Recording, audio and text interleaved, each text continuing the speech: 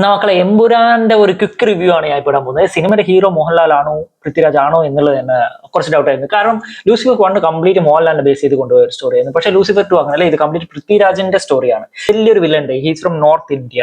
അയാൾ ഒരു 100 കണക്കിന് ജനങ്ങളെ ഒരു വ്യത്യസ്ത തരത്തിൽ കൊല്ലുന്നതും ഒരു കരുണ ഇല്ലാണ്ട് കൊല്ലുന്നതും ആ 100 കണക്കിന് ജനങ്ങൾ പൃഥ്വിരാജിന്റെ ഫാമിലി ഉണ്ടാവും.